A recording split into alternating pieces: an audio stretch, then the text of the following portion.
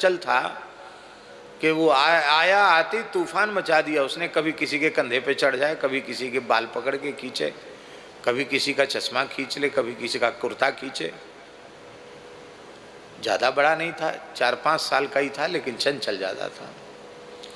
कभी जहाँ सत्संग हो रहा वहीं लेट जाए, कभी बाबा जी की दाढ़ी और जटा की ओर देखे। अब महात्मा बड़े शांत, थोड़ी देर तो कोई कुछ नहीं बोला।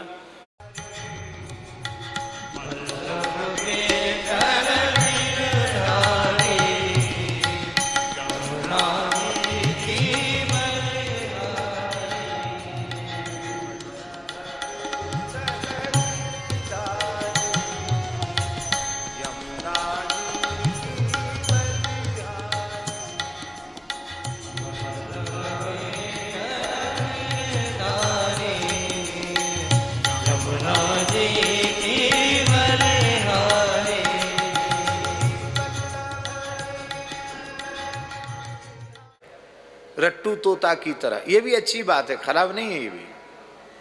ऊपर से सबको याद है, लेकिन भीतर से कुछ दूसरी बात है। बाहर भीतर एक हो जाना चाहिए। एक घटना हम सुनाते हैं, पहले भी कभी सुनाई होगी, आपको स्मरण में होगा तो। मध्य प्रदेश का एक जिला है विदिशा, ये भोपाल के रास्ते में ही है। तो बेत्रवती नदी है, वह गंगा जी हैं, उसके आसपास किसी गांव में एक संत रहते थे, रामानंद संप्रदाय के संत थे, बहुत अच्छे महात्मा थे। महात्मा तो सब अच्छे ही होते हैं, पर बहुत अच्छे थे का मतलब शास्त्रों में संतों के जो लक्षण कहे गए हैं उनमें मूर्तिमान दिखाई पड़ते थे। बहुत अच्छे महात्मा थे और बहुत समय से उस गांव में रहते थे। आसपास जंगल था, बेतवा नदी पास में है, तो नदी का स्नान, और लोग श्रद्धावान थे तो वहां रहते थे। लोगों ने झोपड़ा बना दिया था उनका, उसी में रहते थे। केवल शाम को 1 घंटा लोगों से मिलते थे वो, बस। और उस 1 घंटे के समय में जब लोगों से को दर्शन देते थे, उस समय में भी लोक व्यवहार बिल्कुल नहीं करते थे कि तुम्हारा क्या नाम है, तुम कहाँ से आए हो, तुम्हारा क्या काम धंधा है, कुछ नहीं। वो 1 घंटा कोई एक व्यक्ति रामचरितमानस बाँच कर सुनाता था। पहले चौपाई बोलो, फिर जो हिंदी लिखी है वो बाँच के सुनो, अपने मन से कुछ नहीं बोलना, जो लिखा है वही पढ़ो, जो लिखा है वही बाँचो। ऐसे 1 घंटा सत्संग होता था, रामचरित बस वही होता था रोज। महात्मा श्रवण करते, कुछ चना चनौरी जो कुछ होता, लोगों को प्रसाद बट जाता। इस तरह से नित्य सत्संग चलता था। बोलते नहीं थे किसी से, ऐसा नहीं कि मौन व्रत ले रखा था, बोलते थे, लेकिन बोलने की आवश्यकता क्या है। एक दिन महाराज जी सत्संग हो रहा था, तो एक सज्जन आए, उनका छोटा बालक उनके साथ था, और बालक तो स्वभाव से चंचल ही होते हैं। वह बालक एकदम बंदर जैसा ही था, समझ लो, इतना बंदर जैसा चंचल, बहुत ज़्यादा चंचल था। कई बच्चे कुछ अधिक चंचल होते हैं, इतना चंचल था कि वो आया आती तूफान मचा दिया उसने। कभी किसी के कंधे पे चढ़ जाए, कभी किसी के बाल पकड़ के खींचे, कभी किसी का चश्मा खींच ले, कभी किसी का कुर्ता खींचे। ज़्यादा बड़ा नहीं था, 4-5 साल का ही था, लेकिन चंचल ज़्यादा था। कभी जहाँ सत्संग हो रहा वहीं लेट जाए, कभी बाबा जी की दाढ़ी और जटा की ओर देखे। अब महात्मा बड़े शांत, थोड़ी देर तो कोई कुछ नहीं बोला, पर जब सत्संग में विक्षेप होने लगा तो महात्मा जी को बोलना पड़ा। महात्मा जी बोले, अरे भाई किसका लड़का है,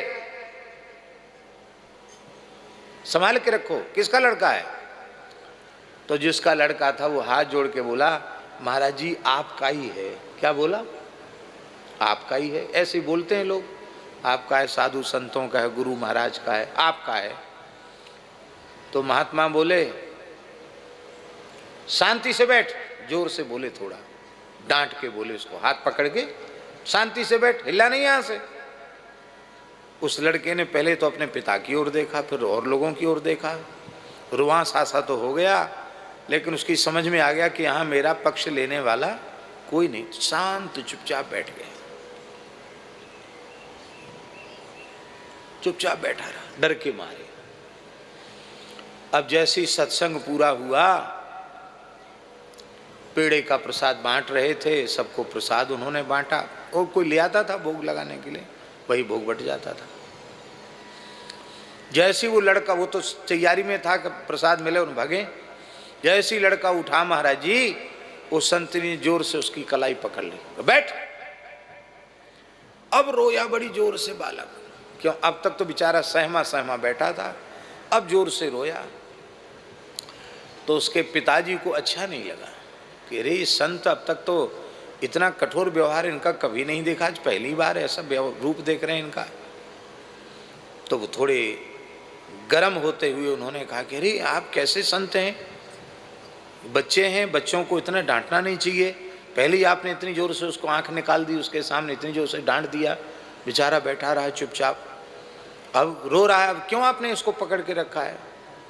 तो संत जी ने हंसकर कहा कि भाई देखो, तुम सब जितने लोग यहाँ बैठे हो, सबकी साक्षी में हमने इनसे पूछा कि किसका लड़का है, तो इन्होंने बताया कि आपका लड़का है, तो हमारा लड़का हमारे पास रहेगा, तुम क्यों ले जाओगे अपने घर। तुमने बोला है कि हमारा लड़का है, तो हमारा लड़का हमारे पास रहेगा, तुम्हारे घर क्यों जाएगा। इसलिए अब तुम जाओ, लड़का तो यहीं रहेगा, तुमने सबके बीच में कहा है हमारा लड़का है, हमारे पास रहेगा। तो वे सज्जन बोले महाराज 10-5 होते तो एक छोड़ जाते, हम एक का ही है, क्या करें महाराज, एक ही है, एक ही लड़का है, क्या करें महाराज।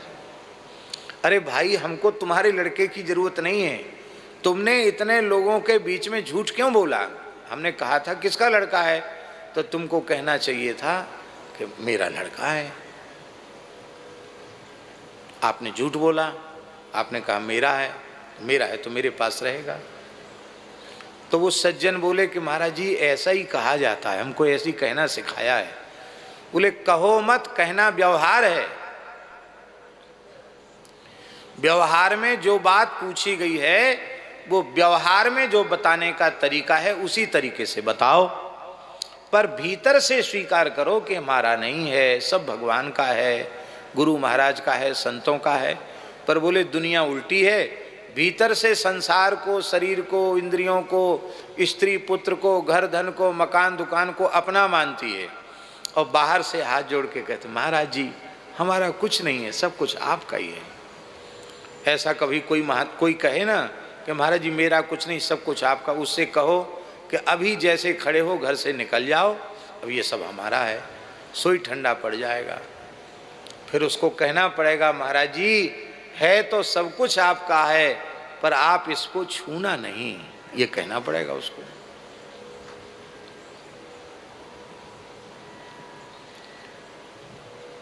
व्यवहार में हमसे कोई पूछता, हम व्यवहार के बाद व्यवहार के जैसे बता दें, पर भीतर से जब भगवान का मानेंगे तो अहंता ममता नहीं रहेगी।